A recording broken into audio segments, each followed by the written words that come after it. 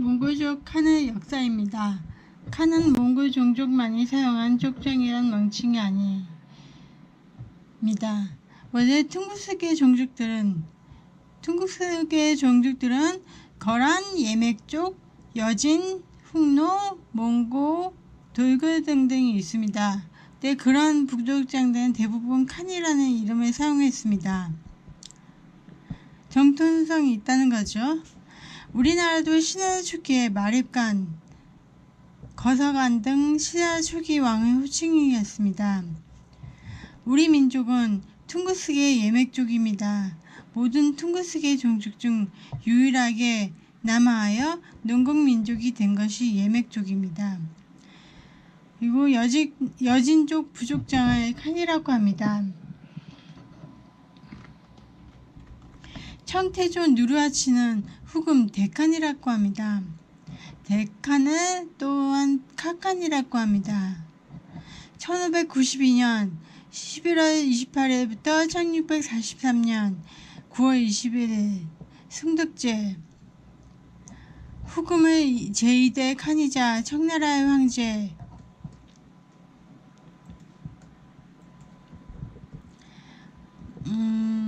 1626년부터 1643년까지 재위하였답니다. 청나라의 황제 휘는 아이 신기어로 홍타이지 중앙아시아 귀족들 칭호에 대부분 칸이라는 이름을 부르는데 이것은 몽골 지배 영향이라고 해요. 파키스탄의 아유부칸 대통령, 나자예프칸, 키르기스탄 총리 등등이 있습니다. 몽골 전설 중에서는 이런 것이 있습니다. 하늘이 점지하여 태어난 푸른 이리, 그 이리는 아름다운 흰 사슴을 아내로 맞이하여 바티치칸에 낳았다 라는 전설이 있습니다. 몽골족은 처음에는 훅노족으로 있다가 552년에 돌골이라는 제국을 세웠습니다. 돌골 제국. 하지만 중국에게 멸망당한 뒤에 또 위구르라는 왕국을 세웠답니다. 그러다가 분열이 되었죠. 분열이 되었지만 칭기스칸이 몽골을 통일한 뒤에 중국, 호라즘, 동유럽을 정복하였습니다. 하지만 또 분열됐다가 북원이라는 왕국을 세웠습니다. 그 후에 다른 나라의 지배를 받다가 해방되어 지금은 몽골이 되었답니다. 세계사의 기록에 보면 몽골인들이 가장 잔인했다던데 심지어 몽골족은 일제감정기에 일본보다도 잔인했다고 합니다. 그 이유는 몽골에게 있어서 전쟁은 그저 하루에 밥 먹고 잠자는 것 같은 일상과 같았다고 합니다. 매번 치러왔던 것이기에 아무 꺼리낌도 없었기 때문이죠. 몽골군은 항상 전쟁을 했습니다. 평생의 전쟁이었죠. 대초원 지대는 춥고 칼바람이 부는데 거기서 유행하는 몽골군은 항상 타 부족들과 전쟁을 하며 영토 전쟁을 벌여왔습니다. 그리고 그들은 국가를 습격해서 약탈하는 것을 생존해왔죠. 그러니 그들에게 피는 멍해의 상징이었죠. 그러다가 칭기스칸이라는 대영웅의 탄생으로 제국을 건설하게 되었습니다. 칭기스칸은 똑똑하여 몽골족이 세계에서 가장 강력하다는 걸 알고 있었습니다. 하지만 그 이대로 써먹지 않는다는 건 제약이라고 생각하여 그 강함으로 제국을 건설하는데 쓰기로 부족과 동의했습니다. 마침내 부족장 회의에서 칭기스칸은 쪽정으로 선출되었고 그리고 대정벌을 감행하게 됩니다. 몽골군의 전쟁, 살인이나 군사제도 등을 보면 늑대나 사슴이나 초식동물들을 수렵할 때의 기술들이 많이 들어있다고 합니다. 즉 몽골군에게 타부족 타고가는 인간이 아니라 그저 초식동물인 셈이었어요. 말 발고 말에서 죽어라 뛰는 인간은 사슴과 같았고 그 사슴을 여유있게 칼로 베어 죽이는 것이었습니다. 이런 식으로 유럽을 정복했고 이슬람을 정복했고 전 세계를 정복한 겁니다. 오늘날 칸이 죽은 뒤 1세기 정도가 지나 이제는 아무도 몽골을 두려워하는 자들은 없습니다. 잠깐의 연설 좀 듣겠습니다. 잠깐의 해설 같은 거.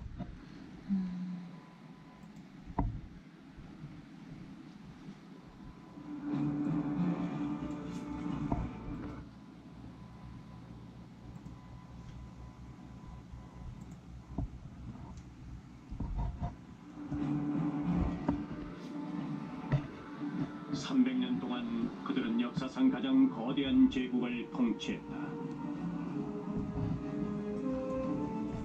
그들의 제국은 카이사르의 로마 제국보다 2배나 더 컸고 나폴레옹이나 알렉산더 대왕의 제국보다 더 오래 지속됐으며 전 세계를 뒤흔들었다. 그들은 중앙아시아 대초원지대를 누비고 다녔던 몽골족이었다. 13세기 초 몽골족은 교묘함이나 잔인함에 있어서 그 어떤 전술도 능가하는 새로운 전술을 개척했다. 그들의 혁명적인 전술은 오늘날까지 많은 전략가들에게 영감을 불어넣고 있다. 측면 기습 공격 작전과 초토화 전술을 통해서 그들은 구질서를 무너뜨리고 역사의 흐름까지 바꿔놓았다.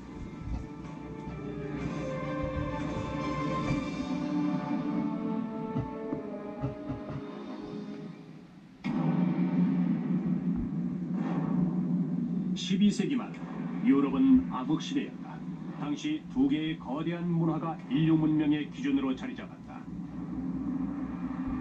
페르시아와 중앙아시아의 이슬람 국가들과 그리고 저 멀리 동방으로 가면 중국의 전설적인 세 왕국이 있었다. 이 두 개의 문화 사이에 광활한 유라시아 대초원이 펼쳐져 있었다. 사람이 살기 힘든 척박한 곳이었지만 타타르인과 몽골족 같은 유목민족들이 대초원지대를 넘나들며 근근히 살아가고 있었다. 대초원지대는 몽골에서 가장 추운 곳입니다. 기온이 영하 30도까지 내려가기 때문에 몽골족은 1년 내내 자연과 싸워야 했습니다. 생존 자체가 매우 힘들고 또한 위험한 곳이었죠. 1175년 타타르인들은 몽골족과 대립하기 시작했다.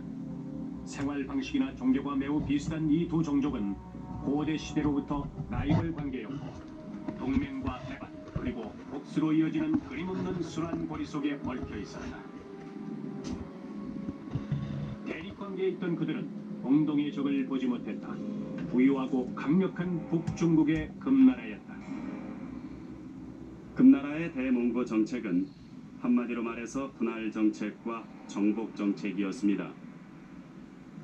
금나라는 세력이 커져서 크리스토퍼 에드워드입니다. 금나라를 유목민족을 공격할 때 타타르인들을 용병으로 썼습니다.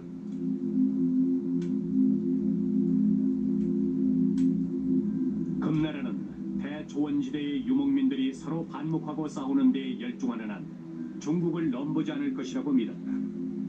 12세기 격동의 시기, 위대한 몽고의 정복자 징기스칸이 서서히 등장했다.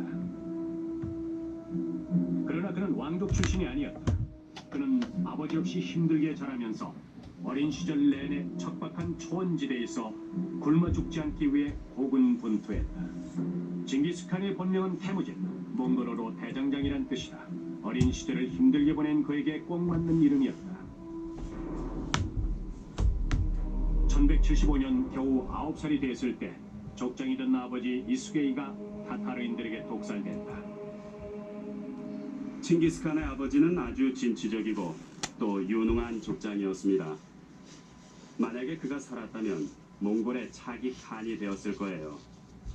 하지만 그가 독살되자마자 당시 칸의 미망인이 앞장서서 칭기스의 어머니를 추방시켰습니다. 그래서 칭기스칸은 어머니와 함께 대초원지대로 내몰렸죠. 아이들과 함께 버려진 태무진의 어머니는 그에게 꼭 복수하라고 일렀다.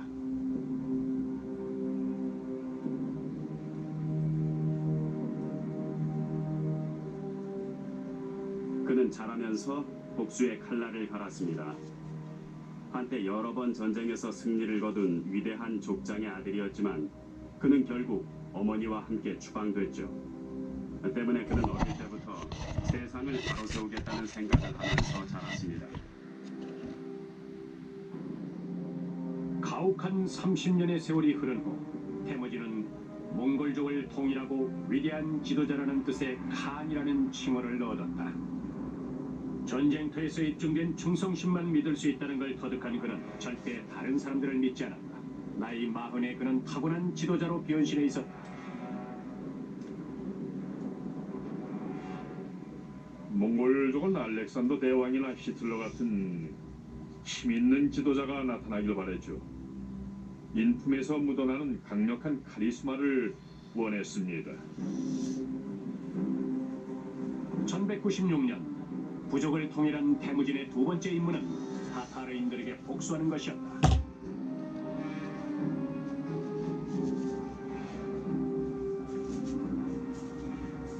태무진은 전적으로 기마 전술에 의존했고 여기에 누구나 흔히 생각해낼 수 있는 기본 기술들을 결합시켰습니다.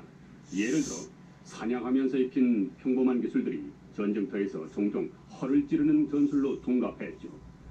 구태하는 척하다가 적들을 깊숙이 뽑아들인 뒤 포위하곤 했는데 몽골군의 전술은 순식간에 몰려와서 결판을 내는 전격전이었습니다. 태무진, 즉 칭기스칸은 권좌에 오르자마자 사회를 재편성했습니다. 그는 사회 변혁뿐만 아니라 군 조직까지 혁신시켰는데 칭기스칸을 이해할 때 이 점을 특히 염두에 둬야 합니다. 칭기스칸은 중앙아시아의 모든 유목 부족들을 재편했습니다. 그리고 권력을 중앙에 집중시키기 위해서 모든 기마병들을 자신의 휘하에 두었습니다.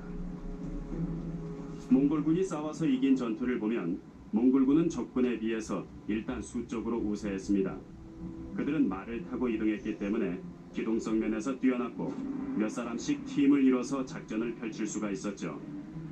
따라서 몽골군과 맞서서 싸우다 보면 그들은 동시에 모든 방향에서 나타나는 것처럼 보였습니다.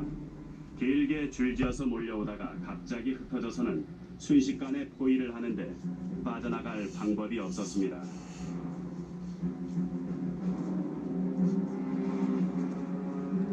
몽골군의 뛰어난 기마술과 치밀한 전술의 완벽한 조화는 적들을 압도하고도 남았다. 실제로 몽골군은 겨우 2년 만에 타타르인들의 씨를 말렸다. 그러나 그것은 시작에 불과했다. 징기스칸은 몽골군을 역사상 가장 위대한 기병대로 변모시켰다.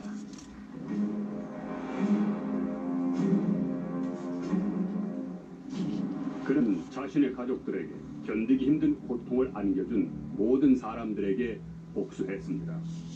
전해져 내려오는 이야기에 따르면 마침내 타타르인들을 무찔렀을 때 그는 마차의 차축보다 키가 큰 모든 사람들을 잡아다 처형시켰다고 합니다. 그렇게 해서 타타르인들을 완전히 몰살시켰죠. 야심 많은 지도자 역시 종교를 믿었다. 그는 자신을 둘러싸고 있는 자연 세계를 숭배했다. 땅도 신성하고 강도 신성했다.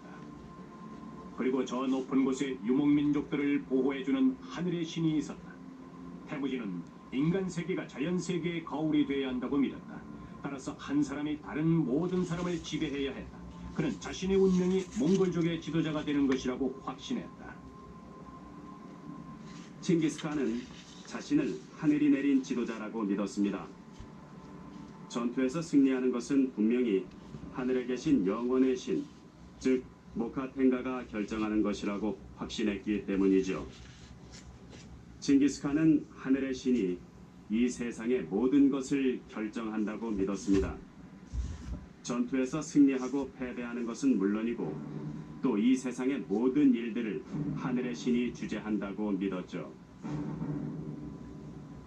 1206년 대초원에서 열린 전체 부족장 회의에서 태무진은 위대한 통치자 즉 징기스칸으로 추대됐다. 징기스칸은 세계를 정복할 준비를 모두 마쳤고 마침내 야만족 중에서도 가장 잔인하다는 명성을 얻었다.